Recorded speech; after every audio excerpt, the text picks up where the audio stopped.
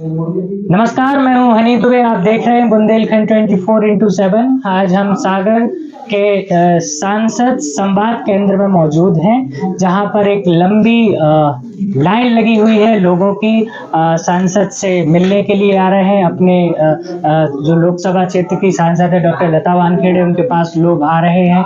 बहुत सी उनकी उम्मीदें हैं सांसद से, जो अक्सर लोगों को, जो क्षेत्रवासियों को रहती हैं। उन सारी चीज़ों को लेकर, उन सारी बातों को लेकर वो अपनी सांसद तक पहुंच रहे हैं। और सांसद जी से भी हमारे कुछ सवाल और कुछ जवाब रहेंगे। सीधे हम बात कर लेते हैं कि 6 महीने उनको हो चुके हैं सांसद बने, 6 महीने से ज्यादा का समय हो चुका है।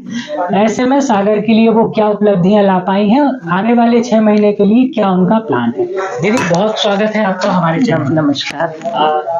आपको 6 महीने हो चुके हैं सांसद बने हुए जी। क्या उपलब्धियां सागर के लिए अभी तक आप ला पाई हैं, और आने वाले 6 महीनों में क्या आपका प्रोसेस है, क्या आपकी रूपरेखा है। देखिए, मैंने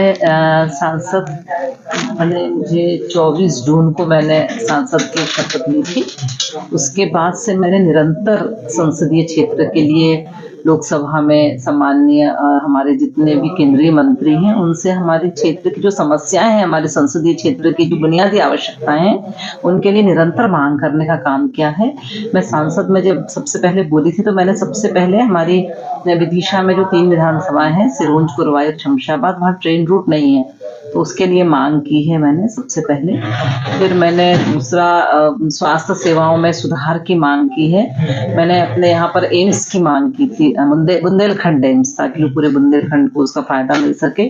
तो मुझे उसमें एक पत्र मिला कि वो एम्स तो फिलहाल नहीं दे सकते, लेकिन PIG पोस्ट यहाँ हमारे यहाँ जो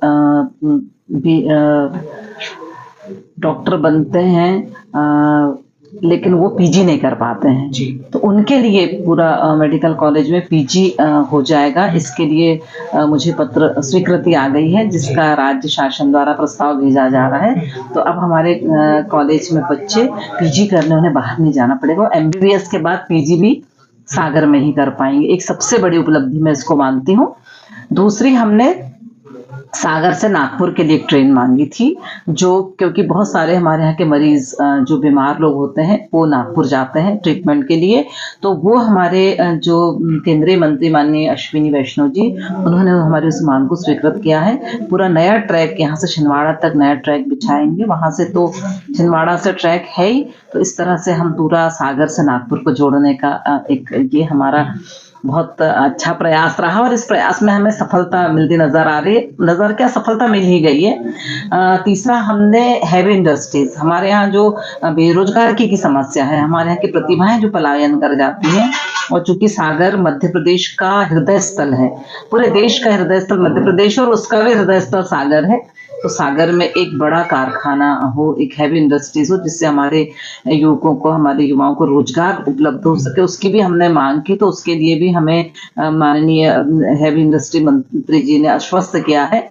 साथ ही हमने एयरपोर्ट की मांग की यहाँ, क्योंकि यहाँ पर सागर यूनिवर्सिटी है, कैंट है, अभी बीना में हमारा इतना बड़ा रिफाइनरी है, तो हमें बहुत ज्यादा जरूरत है। हमारे यहाँ और भी औद्योगिक निवेश आने वाले हैं, तो उन सबको बहुत जरूरी है कि हमारे यहाँ एक एयरपोर्ट हो।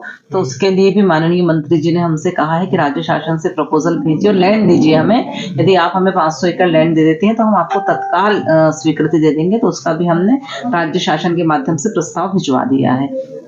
इस तरह हमने सागर में दिव्यांग पार्क बनाने की मांग रखी, जो हमारी बहुत जल्दी पूरी हो जाएगी। साथ ही हमने माननीय नितिन गडकरी जी से ट्रांसपोर्ट पार्क, जिसमें सभी तरह के जितने भी व्हीकल हैं, उनमें ड्राइविंग सिखाने की ट्रेनिंग दी जाएगी, और जितने भी हमारे व्हीकल हैं उनके लिए उनकी व्यवस्था, उनका जो क्या कहना चाहिए, अलाइनमेंट जो होता है, उस सारा कुछ करने के लिए बहुत बड़ा एक ऐसा ट्रांसपोर्ट पार्क सेंटर खोलने की हमने, क्योंकि माननीय गडकरी जी ने जब लोकसभा में अपना स्पीच दिया था, तो उन्होंने कहा था कि मैं सभी जिलों में, देश के सभी जिलों में एक ट्रांसपोर्ट सेंटर खोलूंगा। तो उसमें सबसे पहली मांग अपने सागर संसदीय लोक से सभा से गई है, और उन्होंने उसको स्वीकृति प्रदान करती। बहुत जल्दी हमारे यहाँ ट्रांसपोर्ट पार्क भी बनेगा। साथ ही दिव्यांग पार्क भी हमारे यहाँ बनेगा। चूंकि अभी 6 महीने हुए, अभी तो हमने मांगे की है और वो मांगों को स्वीकृति प्राप्त हुई है। अब उसकी बहुत सारी प्रशासनिक उसकी बहुत सारी गतिविधियां होती हैं, जिसके बाद ही ये स्वीकृति आती है। उसके बाद हमने अपने यहाँ पर, हमारे यहाँ नेटवर्क नहीं आता, डाकघरों की समस्या है, उसके लिए हमारे मंत्री जी माननीय ज्योतिरादित्य सिंधिया से कहा, उनसे भी हमने यहाँ एक हिंदी का कॉल सेंटर निर्माण का हमने एक प्रपोजल दिया, तो उसके लिए उन्होंने हमें स्वीकृति दे दी है। और इस सबसे बड़ा हमने महिलाओं के लिए अभी हमें अपने क्षेत्र में हमें माननीय हमारे प्रधानमंत्री जी ने हम सबको एक, जब हमारा चुनाव हुआ था तो उन्होंने कहा था कि मैं देश में 3 करोड़ महिलाओं को करोड़पति दीदी बनाना चाहता हूँ, तो उस दिशा में हमने लखपति दीदी बनाना चाहता हूँ, तो हमने उस हेतु प्रयास शुरू कर दिया है। क्योंकि हम स्किल डेवलपमेंट की परामर्शदात्री समिति में भी हैं, इसलिए हमने जगह जगह हर ब्लॉक में महिलाओं के लिए स्किल सेंटर खोलने की एक मांग रखी थी, जिसमें महिलाओं के लिए कपड़ा के मैन्युफैक्चरिंग इकाई के साथ वहीं कपड़ा बने, वहीं उन्हें काम मिले, वहीं उन्हें स्किल मिले। तो इस तरह की एक योजना बनाकर माननीय प्रधानमंत्री जी को हमने दी है, जिसके लिए उन्होंने हमारे बहुत सराहा भी है। और हमारे जो स्किल डेवलपमेंट के जो मंत्री हैं जयंत चौधरी जी, उनको भी हमने एक प्रपोजल दिया है। तो मुझे लगता है इस प्रपोजल की मुझे बहुत जल्दी स्वीकृति मिल जाएगी, क्योंकि मेरा सपना है कि मेरे क्षेत्र की हर बहन आत्मनिर्भर हो, हर बहन स्वावलंबी हो, उनको काम मिले और उनका आर्थिक सशक्तिकरण हो। इस दिशा में हमने ठोस पहल की। सागर सहित समूचे मध्य प्रदेश में इस समय कड़ाके की ठंड पड़ रही है। सागर में भी सियासी पारा चढ़ा हुआ है।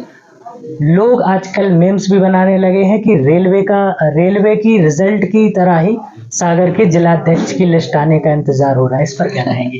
बहुत जल्दी आपको ये खुशखबरी मिल जाएगी। हमारी आजकल में क्या है, हमारे यहाँ एक आंतरिक लोकतंत्र होता है संगठन में, तो आंतरिक लोकतंत्र में जो प्रक्रियाएं होती हैं, लगातार वो प्रक्रियाओं पे काम चल रहा है और अब जल्दी ही 15 तारीख तक आपको रिजल्ट मिल जाएगा, हमारा नया अध्यक्ष में मिल जाएगा।